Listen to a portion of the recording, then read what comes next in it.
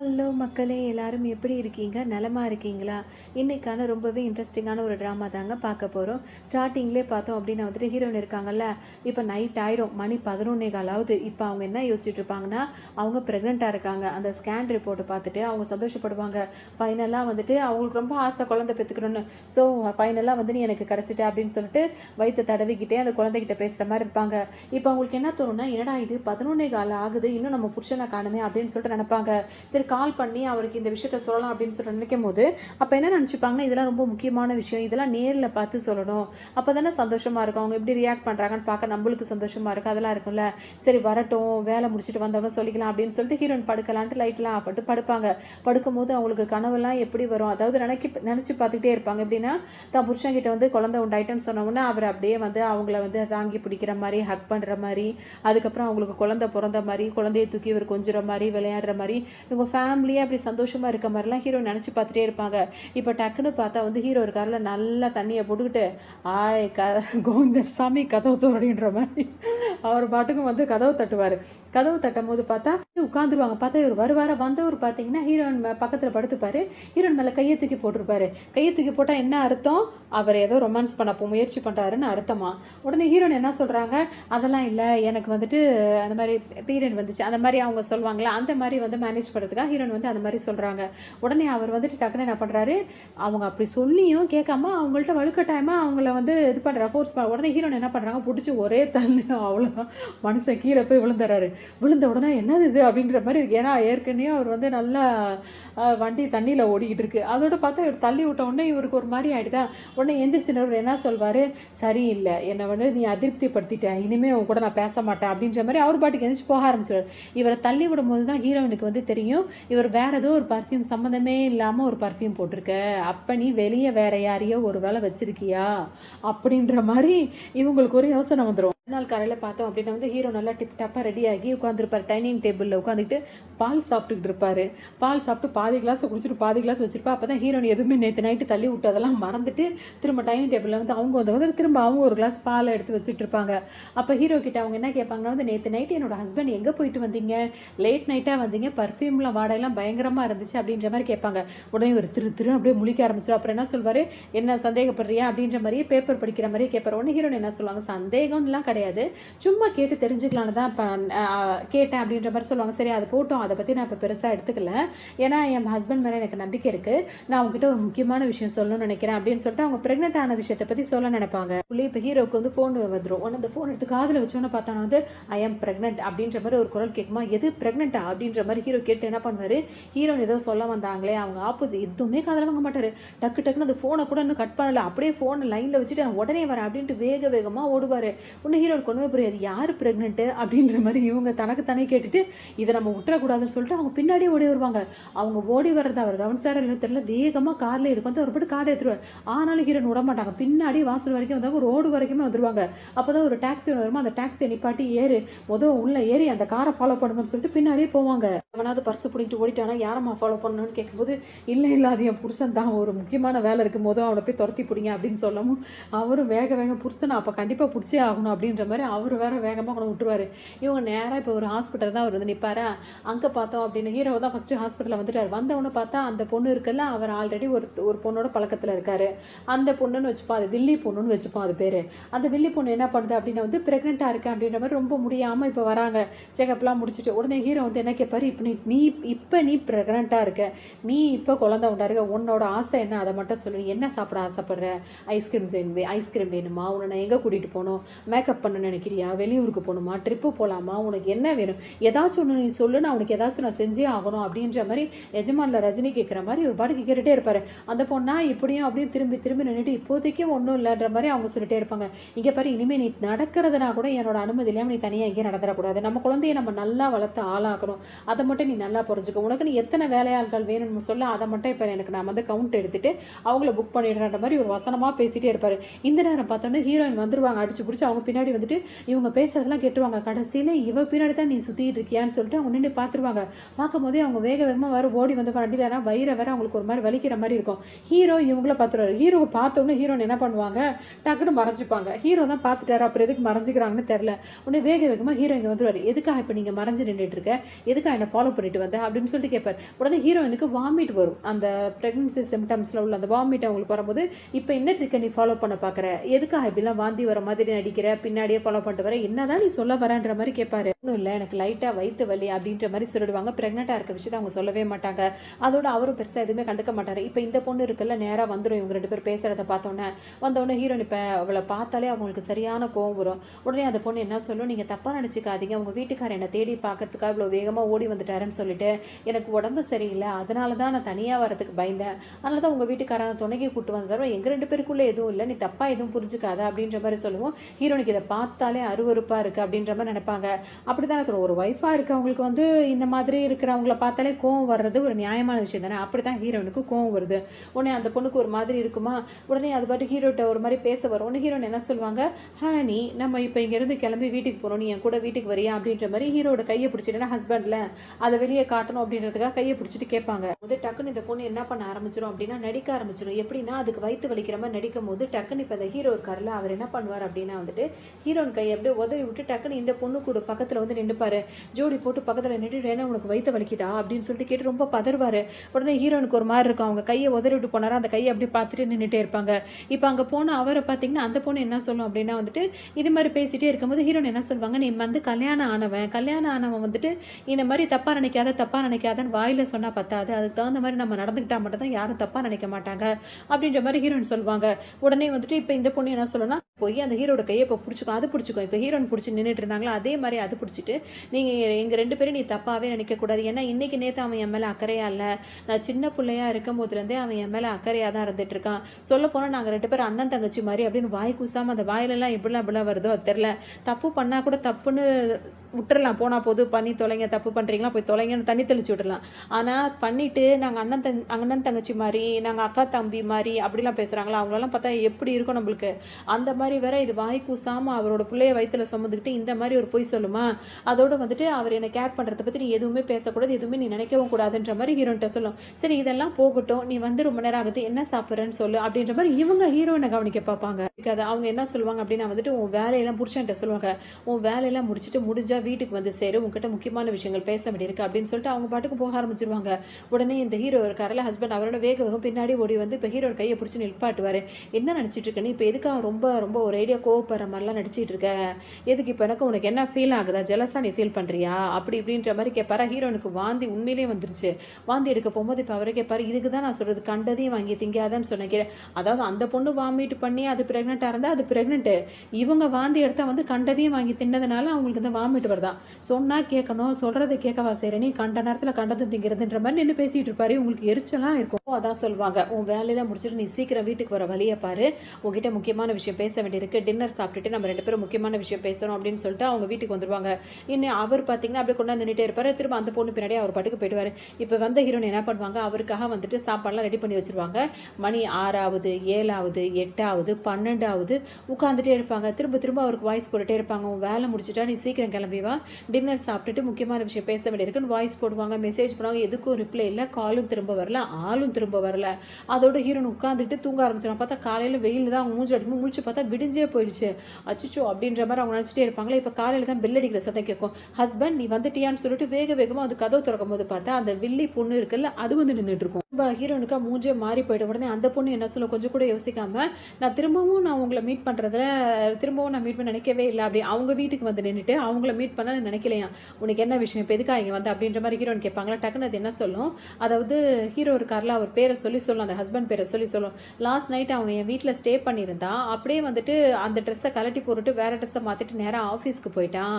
அதனால் அவனோட ட்ரெஸ்ஸு வந்து என்கிட்ட இருந்துச்சு. சரி அதை நான் இந்த பக்கமாக போனேன், சரி உங்கள்கிட்ட டெலிவரி பண்ணிடலாம் அப்படின்னு சொல்லிட்டு தான் அந்த அழுக்கு துணி எடுத்துகிட்டு வந்திருக்காங்க கொடுக்கறதுக்கு.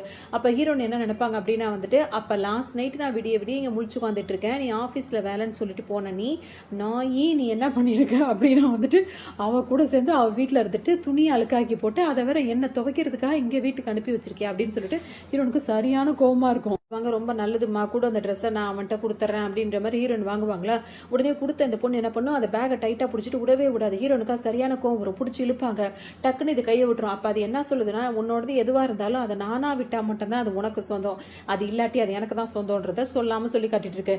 சரி வேற ஏதாவது நீ சொல்ல வேண்டியிருக்கான்னு ஹீரோன் கேட்பாங்களா. ஒன்றும் இல்லை அப்படின்ற மாதிரி அது போகும். ஆனால் ஹீரோன் கதவு சாத்துற நேரத்தில் அது என்ன சொல்லு தெரியுமா, அது 5 வருஷத்துக்கு முன்னாடி வரைக்கும் அவனை நீ கல்யாணம் பண்ணிட்டு உனக்கு சொந்தமாக அவன் நினச்சிட்டு இருந்த. இந்த 5 வருஷமாக அவனை உங்ககிட்ட விட்டு வச்சதே பெரிய தப்பு நினைக்கிறேன். இப்போ நான் திரும்ப வந்துட்டு அவன் எனக்கு சொந்தமானவன் அப்படின்ற மாதிரி ஹீரோனை பார்த்து டைரெக்டாக சொல்லும். எனக்கு அதை பேசவே பிடிக்காது. அதுட்டு உடனே கதவை சாத்திடுவாங்க. மூஞ்சி அடிச்ச மாதிரி கதவை சாத்திட்டு அவங்க பாட்டுக்கு திரும்பி நிற்பாங்க. அதுக்கப்புறம் தான் அந்த சட்டையை எடுத்து ஹீரோட சட்டையை எடுத்து பார்ப்பாங்க. ஹஸ்பண்டோட சட்டையை. அவங்க காலர்லாம் வந்து லிப்ஸ்டிக் கரையா இருக்குமா. ஹீரோனுக்கு நல்லா புரிஞ்சிடும், இவன் போயிட்டு டெய்லி அது கூட தான் லூட்டி அடிச்சிட்டு இருக்கான் அப்படின்ற மாதிரிலாம் அவங்க புரிஞ்சுப்பாங்க. அதோட இத்தனை வருஷம் நம்மளோட கல்யாண வாழ்க்கை மொத்தத்தில் ஒரு ஜோக்காக போயிடுச்சுல அப்படின்ற மாதிரிலாம் அவங்க ரொம்ப ஃபீல் பண்ணுவாங்க. திரும்பவும் தூங்க மாட்டாங்க. நைட்டு தூங்கல, பகல்லையே தூங்குவாங்கன்னா தூக்கம் வரல. ஏன்னா பிரச்சனை அவங்களுக்கு, அவங்க மேரேஜ் லைஃப் பிரச்சனை. ஸோ அவங்களுக்கு எப்படி தூக்கம் வரும், தூக்கம் வரல. உடனே உட்காந்துட்டே இருக்காங்க. இவருக்கு அங்கே இப்போ போர் அடிச்சிச்சு, வேலை முடிச்சுட்டு இந்நேரம் ஹீரோயின் அசதியில் தூங்கியிருப்பா. எப்படி நேற்று நைட்டு தூங்கியிருக்க மாட்டா, இந்நேரம் தூங்கியிருப்பா. நைஸாக வீட்டுக்குள்ளே போயிடலான்னு சொல்லிட்டு வருவாரா. ஹீரோயின் சோஃபாவில் உட்காந்துட்டு இருப்பாங்க. அந்த சட்டையை கையில் வச்சுட்டு இவர் பாட்டுக்கு உள்ள நுழைவாரா. அந்த சட்டையை எடுத்து அவர் கண்டுக்காம நேராக வேறு வீட்டுக்கு போயிட்டு இருக்காரு. அதாவது உள்ள ரூமுக்கு போயிட்டு இருக்காரு. ஹீரோன் இங்கே உட்காந்துட்டு இருக்கு. கொஞ்சம் கூட அவர் கண்டுக்கிறதே இல்லை. ஹீரோன் என்ன பண்ணுவாங்க, அந்த சட்டையை தூக்கி மூஞ்சிலே விட்டறிவாங்களா. அவ்வளோதான். அவர் பார்த்துட்டு அவர் ரிட்டர்ன் தூக்கி எறிவார். ஹீரோன் என்ன சொல்வாங்க அப்படின்னா, இது என்னதுன்னு கேட்கும் போது இது அழுக்கு சட்டை அப்படின்ற மாதிரி அவர் சொல்வார். நேற்று நைட்டு நீ வந்துட்டு அவளோட வீட்டில் போய் ஸ்டே பண்ணியிருக்க, அந்த அழுக்கு துணி இது அப்படின்னு சொல்லணும்னு உடனே அதுக்கும் அவர் எப்படி சொல்வாருன்னா, அது எங்கே ஸ்டே பண்ணால் என்ன, அழுக்கு துணினா அழுக்கு துணி தானே, அதை துவைச்சு தான் எடுக்கணும், அது எதுக்கு ஒன்றியா மூஞ்சில் போடுற அப்படின்ற மாதிரி கேட்பாரு. இப்போ ஹீரோன் என்ன கேட்பாங்கன்னா, இப்போ என்னோட விஷயம் அது கிடையாது, நேற்று நைட்டு வந்து நீ இந்த மாதிரி பிஸியாக இருக்கேன் வேலையாக இருக்கேன்னு தானே சொன்னேன், இப்போ நீ அவள் வீட்டில் போய் ஸ்டே பண்ணியிருக்க, அதை பற்றி எனக்கு என்னென்னு எக்ஸ்பிளைன் பண்ணு அப்படின்னு சொல்லி கேட்கும்போது, எக்ஸ்பிளைன் பண்ணணும்னா என்ன எக்ஸ்பிளைன் பண்ண வேண்டியிருக்கு இதில், அதெல்லாம் ஒன்றும் இல்லையா அப்படின்ற மாதிரி அவர் சொல்லிட்டே இருப்பார். அப்போ ஹீரோன் என்ன சொல்லுவாங்க, நம்ம 2 பேரும் கல்யாணம் பண்ணியிருக்கோம், ஹஸ்பண்ட் அண்ட் ஒய்ஃபாக இருக்கும். ஸோ இது வந்து இந்த ரிலேஷன்ஷிப் வந்து ஒரு இன்னோசன்ட்டான ரிலேஷன்ஷிப்பாக இருக்குது. இப்போ அதுக்கு அந்த ஹஸ்பண்ட் என்ன சொல்வார் அப்படின்னா வந்து, நீ நினைக்கிறது தப்பு, அவளுக்கு வந்து நேற்று நைட்டு உடம்பு சரியில்லாமல் போச்சு, அவளை தனியாக விட்டு போகிறது எனக்கு மனசு வரல, அதனால தான் அவளை நான் கேர் பண்ணுறதுக்காக அவள் கூடவே இருந்துட்டேன். இன்றைக்கி நேற்று நான் அவளை கேர் பண்ணல, எப்போவுமே அவளை நான் அதிகமாக கேர் பண்ணுறவன் தான், அது உனக்கு நல்லாவே தெரியும். அப்படி தான் அவள் கூட நான் ஸ்டே பண்ணிட்டு இருந்தேன். அவள் வந்து பெட்டில் படுத்துக்கிட்டா, நான் ஹாலில் சோஃபாவில் படுத்துக்கிட்டேன். இதுதான் எங்கள் 2 பேருக்குள்ளே நடந்துச்சு தவிர வேறு எதுவுமே எங்களுக்குள்ளே நடக்கலை அப்படின்ற மாதிரி சொல்லிட்டு, அது மட்டும் இல்லாமல் இப்போ நம்ம 2 பேரோட ரிலேஷன்ஷிப் இன்னோசென்ட்னு சொல்கிறேன், அது கிடையாது, ஆனால் அந்த பொண்ணு ரொம்ப இன்னோசென்ட்டான பொண்ணு தெரியுமா, உனக்கு அவளை பற்றி என்ன தெரியும் அப்படின்ற மாதிரி வரை கேட்பாரா. ஹீரோனுக்கு வெறி மூச்சு அப்படியே மூச்சு வாங்க ஆரம்பிச்சிடும். கோவம் மூச்சு வாங்கல அந்த மாதிரி. நான் வந்துட்டு நீ இது மாதிரிலாம் பேசிகிட்டே இருக்காது அப்படின்ற மாதிரி சொல்லிட்டே இருப்பாரு. ஹீரோனுக்கு வந்து இவர் பேசுறதெல்லாம் எதுவுமே சரியாக தெரியல. அப்போ அவங்க வந்து என்ன நினைப்பாங்க அப்படின்னா வந்துட்டு இப்படியே கேட்பாங்க, நீ வந்து கல்யாணம் ஆனவன் இந்த மாதிரிலாம் சொல்லிட்டு இன்னொருத்தி என்னை கேர் பண்ணுற, அவளுக்கு அப்படி இருக்குது இப்படி இருக்குது அப்படின்னு சொல்லிட்டு நீ உன் பொண்டாட்டியை பார்க்காம இருந்தீங்கன்னா என்ன சொல்லுவாங்க, பொது இடத்துல என்ன பேசுவாங்க, நம்ம ஒரு பெரிய குடும்பத்தில் இருக்கிறவங்க தெரிய தானே செய்து உனக்கு அப்படின்ற மாதிரி சொல்லுவாங்க. ஹீரோ அதெல்லாம் கண்டுக்கவே மாட்டார். இப்போ அவங்க என்ன சொல்லுவாங்க, கடைசி அவங்ககிட்ட ஒரே ஒரு கேள்வி மட்டும் நான் கேட்குறேன், அவள் வயிற்றுல குழந்தை இருக்குல்ல, அது யாரோட குழந்தைன்றதை மட்டும் சொல்லிட்டு இங்கே இருந்து போ அப்படின்ற மாதிரி சொல்லவும், டக்குனு இவருக்கு அப்படி மூஞ்சி திருட்டு முழிக்க ஆரம்பிச்சிடும். அங்கேருந்து போகலான்னு நினைக்கும் போது ஹீரோன் கையை பிடிச்சி நிப்பாட்டுவாங்க. உண்மையை சொல்லு, உன்னோட குழந்தை இல்லைன்னா உன்னோட குழந்தை இல்லைன்னு சொல்லு, உன்னோட குழந்தைன்னா ஆமான்னு சொல்லு, அதை விட்டுட்டு இப்படி நீ பாட்டுக்கு போனீங்கன்னா நான் என்ன நினைக்கட்டும்ன்ற மாதிரி அவரை பிடிச்சி வச்சிருப்பாங்க. சொல்லாமல் இந்த இடத்த விட்டு நீ போகவே முடியாது அப்படி இப்படின்னு சொல்லிட்டு ஹீரோன் கையை பிடிச்சி ஆட்டிகிட்டே இருக்காங்களா. உடனே அவர் பிடிச்சி ஹீரோனை பிடிச்சி சோஃபாவில் தள்ளி விட்டு வருவார். அதுக்கப்புறம் அவர் ஹீரோயின் கையை பிடிச்சிருந்ததுனால இவருக்கு கையை வலிக்குதான். கையை வர நீ என்ன ரொம்ப மோசமானவளாக இருக்க, சின்ன சின்ன விஷயத்துக்குள்ள இந்த மாதிரி பிரச்சனை பண்ணிட்டு இருக்க, உனக்கு ஒரு வேலையே இல்லையான்ற மாதிரி அவர் பாட்டுக்கு போயிடுவார். ஹீரோனுக்கு ஒரு மாதிரி ஆகிடும். இந்த நேரம் பார்த்து ஹீரோனோட பெஸ்ட் ஃப்ரெண்ட் ஒருத்தவங்க கால் பண்ணுவாங்களா, உடனே புலம்ப ஆரம்பிச்சிருவாங்க.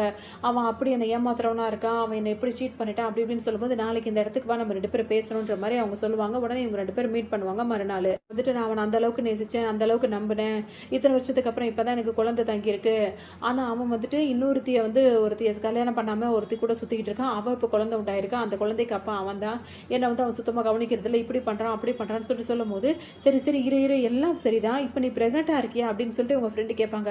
ஆமான்ற மாதிரி ஹீரோன்னு சொல்லுவாங்க. இது உங்கள் புருஷனுக்கு தெரியுமான்னு கேட்டால் இல்லை தெரியாதுன்ற மாதிரி சொல்லுவாங்க. ஆனால் இவங்க ஒரு பெஸ்ட் ஃப்ரெண்டு லாயராக தான் இருப்பாங்க. அப்போ இவங்க என்ன சொல்லுவாங்க, இப்போ நீ என்ன நினைக்கிற, உன்னோட முடிவு என்னன்னு கேட்கும்போது, எனக்கு வந்து இனிமேல் அவன் கூட வாழ்றது விருப்பம் இல்லை, நான் டிவோர்ஸ் பண்ணலான் இருக்கேன் அந்த மாதிரி ஹீரோன்னு சொல்லுவாங்களா. இப்போ நீ சொன்னால் மட்டும் அதை யாரும் ஏற்றுக்க மாட்டாங்க, அங்கே ப்ரூஃப் தேவைப்படும் அப்படின்ற மாதிரி சொல்லும்போது ஹீரோன் என்ன சொல்லுவாங்க, இதோ இருக்கு மைக்கு, இதை ஒன்று வாங்கிட்டு வந்துட்டேன், இதில் கேமராலேருந்து எல்லா எல்லா ஃபெசிலிட்டிஸும் இருக்குது, இது அவனோட காரில் நான் செட் பண்ணிட்டாலே போதுமானது, எல்லா விஷயமும் எனக்கு தெரிஞ்சிடும், அது போதுமானதாக இருக்கும்லன்னு கேட்கும்போது தாராளமாக அது போதுமானதாக தான் இருக்கும். இப்போ நீ என்ன பண்ணுறதா இருக்கேன்னு கேட்கும்போது எனக்கு தெரியல, எல்லாரும் எப்படி வாழ்கிறாங்கன்னு தெரியல, இந்த மாதிரி கல்யாணம் ஆகி நம்ம வீட்டோட கதின்னு கிடக்குறோம், புருஷனையும் நம்பி கிடக்குறோம், அவன் திடீர்னு நம்மளுக்கு துரோகம் பண்ணுறான்னு நினைக்கும் போது நம்மளுக்கு எல்லாமே முடிஞ்சு போன மாதிரி இருக்குது, திரும்ப என் லைஃப் வந்து எதுவுமே இல்லாமல் டோட்டலாக இப்படி ஜீரோ ஆகிடுச்சு, நான் ஃபெயிலியர் ஆகிட்டேன் என் லைஃப்பில் அப்படின்ற மாதிரி அவங்க கேட்பாங்க. அதுக்கு அவங்க ஃப்ரெண்ட் என்ன சொல்லுவாங்க, என்ன முட்டாள்தனமாக பேசிகிட்டு இருக்க, உனக்கு ஜஸ்ட் 26 வயசு தான் ஆகுது, இப்போ தான் உன்னோட வயசே வந்து அதாவது வாழ்க்கையே ஸ்டார்ட் ஆகுது, இந்த நேரம் நீ வருத்தப்படக்கூடாதுன்னு சொல்லுவாங்க. இந்த இடத்துல ஒரு பதிவு என்ன அப்படின்னா வந்து ஜஸ்ட் 26 கிடையாது, எந்த நேரத்தில் எந்த வயசில் நான் யாரோ ஒருத்தவங்க ஏமாத்தினாலும் அவங்கள நினச்சி கவலைப்படுறதோ லைஃப் முடிஞ்சிச்சு நம்ம நினைக்கக்கூடாது. அவங்க அவங்களுக்கு பிடிச்ச மாதிரி ஒரு நல்ல வாழ்க்கையை அவங்கவுங்க தேர்ந்தெடுத்துக்கணும், அது ஏஜ்லாம் ஒரு விஷயம் கிடையாது அப்படின்றதும் முக்கியமான விஷயம். சரின்னு சொல்லிட்டு இப்போ இவங்க ஆறுதல் சொல்லி அனுப்புறோன்னு ஹீரோன் அங்கேருந்து கிளம்பிடுவாங்க. ஹீரோனுக்கு கொஞ்சம் நிம்மதியாகும், சரி வீட்டுக்கு போகிறான்னு சொல்லிட்டு கிளம்பி வீட்டுக்கு வருவாங்க. இங்கே இது ரெண்டும் பார்த்தா இப்போ அதுங்க வீட்டில் இருந்தது பார்த்தாதுன்னு இப்போ ஹீரோக்கு வந்து இப்போ தான் ஹீரோனுக்கு விஷயம் தெரிஞ்சிருச்சுல அப்படின்னு சொல்லிட்டு ஒரு தைரியம் வந்துருச்சு. டக்குன்னு இப்போ என்ன பண்ணுவார், அந்த வில்லி போன வீட்டுக்கே கூட்டு வந்து 2 பேருமே ஜோடியாக வந்து படம் பார்த்துட்டு இருப்பாங்க டிவியில்.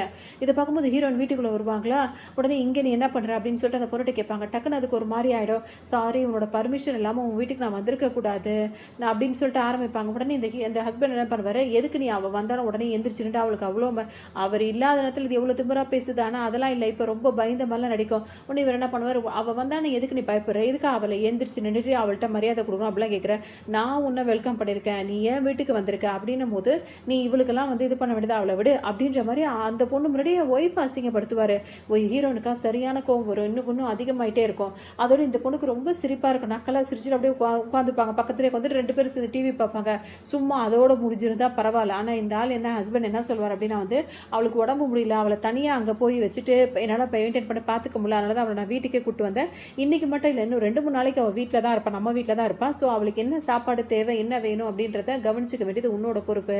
நான் மதியமே உனக்கு நான் மெசேஜ் போட்டேன், அவளுக்கு இந்த மாதிரி வெரைட்டிஸ்லாம் பிடிக்கும், அதெல்லாம் நீ செஞ்சு கொடுக்கணும், 2-3 நாளைக்கு நீ அவளை பார்த்துக்கிறதே உன்னோட வேலையை வச்சுக்கணும், உனக்கு நான் மெசேஜ் போட்டேன், ஆனால் நீ தான் இன்னும் எனக்கு ரிப்ளை அனுப்பலை அப்படின்ற மாதிரி சொல்வார். ஹீரோயினுக்கா கையில் கிடைக்கிறத எடுத்து மண்டையிலே போடலாம் போல வரும். உடனே இவர் ஹீரோயின் பதில் பேசாமல் மறப்பாங்களா, அதை பார்த்த உடனே இந்த பொண்ணு புரிஞ்சுக்கும். டக்குன்னு இப்போ அந்த ஹஸ்பண்டுக்காக இது நடிக்க ஆரம்பிச்சிடும். எப்படி நடிக்கணும் வந்து, எனக்கு புரியுது, நான் இங்கே வந்தது உனக்கு பிடிக்கலன்னு புரியுது, நான் வேணா போயிடுறேன் அப்படின்னு சொல்லிட்டு இப்படி நடிக்கும். போகிறேன்னு சொல்லிட்டு போகாமல் இருப்பாங்களா அந்த மாதிரி. உடனே இவர் பிடிச்சி, நீ என்ன புசுக்குன்னு எந்திரிக்கிற, உட்காரு, நான் சொன்னாதான் நீ போகணும், நீ இங்கே தான் இருக்கணும் அப்படின்ற மாதிரி கையை பிடிச்சி உட்கார வச்சுப்பாரு. அப்படின்னா வந்துட்டு அது எதுவுமே பதில் சொல்லாமல் அவங்க பாட்டுக்கு இப்போ ரூமுக்கு போயிடுவாங்க. உடனே இதுக்கு ஒரு மாதிரி இருக்கும். திரும்பவும் ஹீரோன் கிட்ட, அதாவது அந்த பொண்ணு இருக்குல்ல, அது ஹீரோ கிட்ட இப்போ ஹஸ்பண்ட் கிட்ட என்ன சொல்லும் அப்படின்னா வந்து, அவள் கோச்சிக்கிட்டு போகிறான்னு நான் நினைக்கிறேன், நான் வேணா கிளம்புவா, நீ ஏன் இப்படி வம்பு பண்ணுற, பேசாமல் நான் இங்கேருந்து போயிடுறேன் அப்படின்ற மாதிரி சொல்லுவோம். அவர் என்ன சொல்வார், அதெல்லாம் அவன் புரிஞ்சுப்பா, நீ என் லூஸ் மாதிரி பண்ணிகிட்டே இருக்க, நீ இங்கே தான் இருக்கணும் அப்படின்ற மாதிரி சொல்வார். ஆனால் ஹீரோன் கோச்சிக்கிட்டு வந்துட்டாங்களா, சரி என்னன்னு சொல்லிட்டு பார்க்கலான்னு வந்தால் ஹீரோன் என்ன பண்ணுவாங்க, அவங்களோட ட்ரெஸ்ஸை எடுத்து பேக் திஸ்ன்ற மாதிரி எல்லா ட்ரெஸ்ஸையும் பெட்டிக்குள்ளே போட்டுட்டு இருப்பாங்க எடுத்துகிட்டு கிளம்புறதுக்காக. இப்போ வந்து ஒரு பார்த்தா என்ன முட்டாள்தனமான வேலைலாம் பண்ணிட்டு இருக்கேன், இப்போ எதுக்கு ட்ரெஸ் எல்லாம் எடுத்து வைக்கிறேன்னு சொல்லிட்டு கேட்பாரு. நீ வாங்கின வீட்டில் வந்துட்டு அவளை நான் வந்து என்னோட வீடு அவ இருக்கா, நான் கூட்டிகிட்டு வந்தேன் அவளை, நீ சொல்லிட்டில, நான் எனக்கான ரூமை வந்து நான் தேர்ந்தெடுத்துக்கிட்டேன், நான் எங்கே போய் தங்கணும் நான் அப்படின்றத முடிவு பண்ணிட்டேன், நான் அங்கே போகிறேன் அப்படின்ற மாதிரி ஹீரோன்னு சொல்லுவாங்க. அது மட்டும் இல்லாமல் நம்ம 2 பேரும் டிவோர்ஸ் வேணும், நம்ம டிவோர்ஸ் பண்ணிக்கிறதா பெஸ்ட்டாக இருக்கும்னு நினைக்கிறேன், எனக்கு டிவோர்ஸ் வேணும், நாளைக்கு வந்துட்டு நான் கோர்ட்டுக்கு போகலான் இருக்கேன் அப்படின்ற மாதிரி சொல்லவும் இவருக்கு ஒரு மாதிரி ஆகிடும். வேகமாக போனவர் என்ன பண்ணுவார், கதவு சாத்திட்டு வந்து திரும்ப ஹீரோன்ட்டு வந்து பேசுவார். இங்கே பாரு, நான் சொல்கிறது தயவு செஞ்சு புரிஞ்சுக்கோ, நீ நினைக்கிற மாதிரிலாம் எங்களுக்குள்ள தப்பான ரிலேஷன்ஷிப் எதுவுமே கிடையாது, அவளுக்கு வந்து கிட்னி ப்ராப்ளமாக இருக்குது, அதனால டாக்டர் வந்து அவளை தனியாக ஸ்டே பண்ணக்கூடாதுன்னு சொல்லியிருக்காங்க. ஸோ சின்ன வயசுலேருந்தே அவள் மேலே நான் எந்த அளவுக்கு கேரிங்காக இருப்பேன்னு உனக்கு நல்லாவே தெரியும், அதனால தான் அவளை நான் கேர் பண்ணிகிட்டே இருக்கேன். இந்த டைமில் அவளுக்கு வந்து குழந்தை வேற உண்டாயிருக்கா, ஸோ அவளுக்கு கிட்னி ப்ராப்ளம் இருக்குது, குழந்தை வேற உண்டாயிருக்கா, அதனால் குழந்தை பிறந்தா கூட அதையும் நான் என்னோட தங்கச்சியாக மாதிரி தான் பார்ப்பேன் அப்படின்ற மாதிரி சொல்வார். ஹீரோன் சொல்லுவாங்க, ஓ நீ சொல்கிறதெல்லாம் உண்மைனே வச்சுக்கலாம், அவன் உனக்கு அந்த குழந்தை யாரோடது, அவள் வயிற்றுல குழந்தை யாரோடது அதை மட்டும் சொல்லணும்னு நீ ஏன் அதையே கேட்டுட்டு இருக்க அப்படின்ற மாதிரி இவர் கேட்பாரா. அப்போ ஹீரோன் என்ன சொல்லுவாங்க, மேற்கொண்டு எதுவும் பேச வேலையே இல்லை, ஒரே வார்த்தை தான் டிவோர்ஸ் அப்படின்ற மாதிரி சொல்லுவாங்க. ஹீரோன் அப்படியே நைஸாக தூக்கிட்டு வந்து கட்டில் மேலே போட்டு ரொமான்ஸ் பண்ண ஆரம்பிச்சேன். ஹீரோன் என்ன சொல்லுவாங்க, மரியாதையாக என்னை விட்டுரு அப்படின்ற மாதிரி சொல்லிட்டே இருப்பாங்க. அவர் என்ன சொல்வார் அப்படின்னா வந்து, உனக்கு புரியலையா, நம்ம 2 பேரும் கல்யாணம் பண்ணியிருக்கோம், இப்போ நீ வந்து இந்த மாதிரி பண்ணக்கூடாது, டிவோர்ஸ் கேட்டால் என்ன அர்த்தம் அப்படின்ற மாதிரி அவர் கேட்பாரு. இப்போ தான் நம்ம 2 பேரும் கல்யாணம் பண்ணியிருக்கோன்ற விஷயமே உனக்கு தெரியுதா, எத்தனை தடவை உங்ககிட்ட சொல்லியிருப்பேன், எனக்கு இதுக்கப்புறம் உங்க கூட வாழ விருப்பமே இல்லை, இதுக்கப்புறம் நீ என்கிட்ட ஃபோர்ஸ் பண்ண அப்படின்னா வந்து அது விளைவுகள் வேற மாதிரி இருக்குன்ற மாதிரி சொல்லுவாங்க. உடனே இவர் என்ன சொல்வார், உன்னை மட்டும் நல்லா புரிஞ்சுக்கோ, நான் வந்து இப்படி இருக்கேன், என்னோட லைஃப்பில் நான் எப்படி இருக்கேன்னு உனக்கு தெரியும், நீ என்னோட ஒய்ஃபாக இருக்க, இப்போ நீ நான் வேண்டாம் நீ முடிவு பண்ணிட்டேன்னு வச்சுக்கேன், உனக்கு எதுவுமே கிடையாது, உன் லைஃப்பில் நீ ஜீரோ அப்படின்ற மாதிரி அவர் சொல்வார். உடனே ஹீரோன் என்ன சொல்லுவாங்க, அது ஜீரோவா அது என்னவோ அதை நான் பார்த்துக்கிறேன், நீ என்னை விட்டு போயிடுறியா இல்லையா அப்படின்ற மாதிரி அவங்க திட்டுவாங்க. தள்ளி விட்டுருவாங்க. அவர் எந்திச்சு போயிருவாரு. அதோட ஹீரோயின் கதவு சாத்திட்டு படுத்து தூங்கிருவாங்க. இப்போ மொத நாள் இவ்வளோ சண்டை நடந்திருக்கு. மறுநாள் ஹீரோயின் எந்திச்சு ஃப்ரெஷ் ஆயிட்டு வெளியே வந்து பார்த்தா, ஒரு தட்டு நிறைய இறால் இருக்குல்ல, பிரான். அதை வந்து தோலை உரிச்சு 2 கையிலையும் க்ளவுஸை போட்டுக்கிட்டு தோலை உரிச்சு தட்டு நிறைய வச்சு அடிக்கிட்டே இருப்பார். சாப்பிடு நீ சாப்பிட்டுக்கிட்டே இருக்கணும், உனக்கு இதெல்லாம் ரொம்ப பிடிக்கும், நீ ப்ரெக்னெண்ட்டாக இருக்க, நீ உனக்கு பிடிச்சதெல்லாம் நீ சாப்பிட்டே ஆகணும், இதை சாப்பிடு அதை சாப்பிடுன்னு தட்டு நிறைய தோலை உரிச்சு அவங்க திங்க தெரியாதா, அவர் உரிச்சு வச்சுட்டே இருப்பாரா, இவங்க தின்னுட்டே இருப்பாங்களா. அதோட ஹீரோயின் வந்து பார்ப்பாங்களா, ரெண்டும் இவ்வளோ நடந்திருக்கு நேற்று, அதை பற்றி கொஞ்சம் கூட யோசிக்காம அவளுக்கு இறாலோட தோலை உரிச்சிட்டு இருக்கிறியா நீ, உன் தோலை உரிக்கிறன்ற மாதிரி ஹீரோயின் மனசில் நினச்சிட்டு இருப்பாங்க. அதோட இப்போ அது என்ன சொல்லும், வேணும்னு ஹீரோயின் வரதை பார்த்துருச்சா உடனே அது என்ன சொல்லும், அது குழந்தை உண்டாயிருக்கிற விஷயத்த சொல்லி வெளியேற்றுது ஹீரோயினை. இப்போ என் வயிறு வந்து சின்னது தான், ஆல்ரெடி எனக்கு குழந்தை இருக்குது, இப்போ நீ இதெல்லாம் உரிச்சு இவ்வளோ கொடுத்தீங்கன்னா இவ்வளோத்தையும் சாப்பிட என் வயிற்றுல இடம் கிடையாது, இப்போ என்னோட வயிற்றோட அளவு வந்து ரொம்ப கம்மியாயிடுச்சு, அப்படின்னா என்ன அவங்க இடம் வந்து ஃபுல்லாகிடுச்சு அப்படின்ற மாதிரி பேசி வெளியேற்றிட்டே இருக்கும். இப்போ ஹீரோயின் வந்து நிற்கிறத இப்போ இவரும் கவனிச்சிருவாரு. ஹஸ்பண்ட் வந்து என்ன சொல்வார், ஹீரோனை பார்த்துட்டு எதுவுமே பேச மாட்டாரா. உடனே டக்குன்னு இந்த வில்லி பொண்ணு என்ன சொல்லும், அவள் வந்து நிற்கிறா, ஏன் அவள்கிட்ட நீ பேசலையான்ற மாதிரி கேட்கும்போது, அவளை கண்டுக்காத அப்படின்ற மாதிரி இவர் சொல்லுவார்.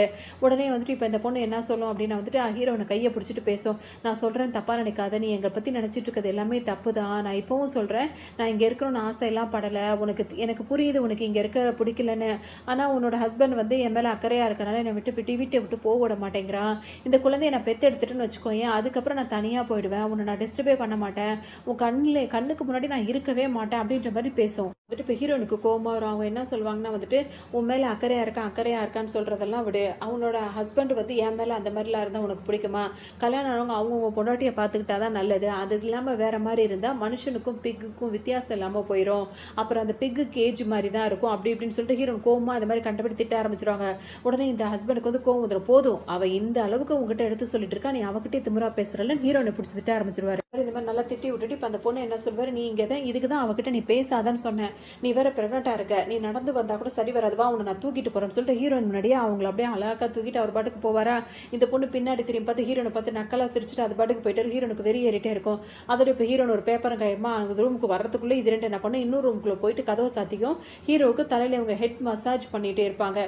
இப்போ எப்படி இருக்குது உனக்கு அப்படின்ற மாதிரி கேட்டுகிட்டே இருப்பாங்க. அவர் ரொம்ப என்ஜாய் பண்ணிட்டு உட்காந்துட்டே இருப்பார். கதவு திறந்தவங்களுக்கு சரியான கோவம் வரும். உடனே டக்குன்னு திரும்ப அதே வசனத்தை ஆரம்பிக்கும், நீ எதுவும் தப்பாக நினைக்காத, எனக்கும் அவனுக்கும் இடையில எதுவுமே கிடையாது, நான் ஜஸ்ட் அவனுக்கு மசாஜ் தான் பண்ண ஆரம்பிக்குமா. ஹீரோன் என்ன சொல்லுவாங்க, முதல் நிப்பாட்டு, இந்த மாதிரி தேவையில்லாத பேசுறதெல்லாம் வச்சுக்காத, உங்கள்கிட்ட இப்போ யார் கேட்டா, நீ வேணும்னு சரியா வேணான்னு சரியானலாம் எனக்கு தேவையில்லை, நான் இவன் வந்து என்னோட எக்ஸ் ஹஸ்பண்டாக தான் இப்போ நான் நினைக்கிறேன், நான் அவங்ககிட்ட பேசுவதற்கு நீ வாய மூடு அப்படின்ற மாதிரி திட்டி விட்டுருவாங்க. உடனே இவருக்கு கோமுதிரம், நீ எப்போ பார்த்தாலும் அவளை திட்டிகிட்டே இருக்கன்ற மாதிரி இவர் சண்டைக்கு வருவார். டிவோர்ஸ் வேணும், அதுக்கு நீ இதில் சைன் பண்ணி கொடு, உனக்கு பத்தலை அப்படின்னா வந்துட்டு என்னோட கார் அதெல்லாம் இருக்குது, அதெல்லாம் விற்று கூட உனக்கு 5 மில்லியன் பணத்தை கொடுப்பேன், ஏன்னா இவங்களா டிவோர்ஸ் கேட்குறாங்களா, அதுக்காக உனக்கு பணத்தை கொடுத்த கூட எனக்கு பெருசாக தெரியல, உங்ககிட்ட டிவோர்ஸ் வாங்குறது மட்டும் தான் எனக்கு பெருசாக தெரியுது அப்படின்ற மாதிரி அவங்க சொல்லுவாங்க.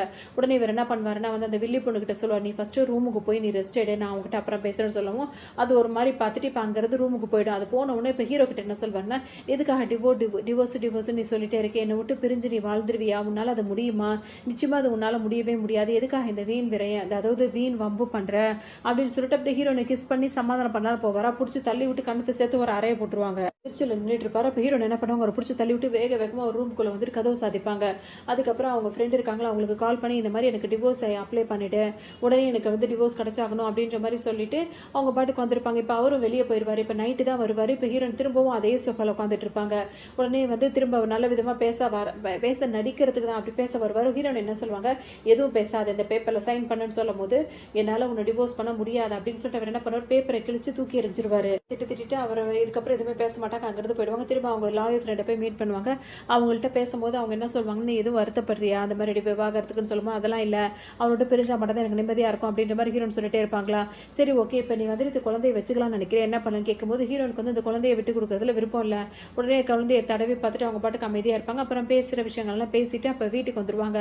வந்தோடனே இப்போ என்ன பண்ணுவாங்க, இப்போ இவரோட ஹஸ்பண்ட் இருக்காரு, அவர் வேற ஒரு அக்கௌண்ட் வச்சு அதுக்கிட்டலாம் பேசிட்டு இருக்காரு அந்த பொண்ணுட்டு அப்படின்ற மாதிரிலாம் உங்களுக்கு விஷயம் தெரியும். டக்குன்னு அதெல்லாம் பெருசாக எடுத்துக்க மாட்டாங்க. அவங்க பாட்டுக்கு தூங்கலாம்னு நினைக்கும் போது இவர் ரொம்ப ஒரு ஹஸ்பண்டா இப்போ ஹீரோயின் பக்கத்தில் தான் படுப்பாரா. உடனே வந்து பக்கத்தில் படுக்கும்போது ஹீரோயின் என்ன பண்ணுவாங்க, கொஞ்சம் நவந்து படுப்பாங்களா.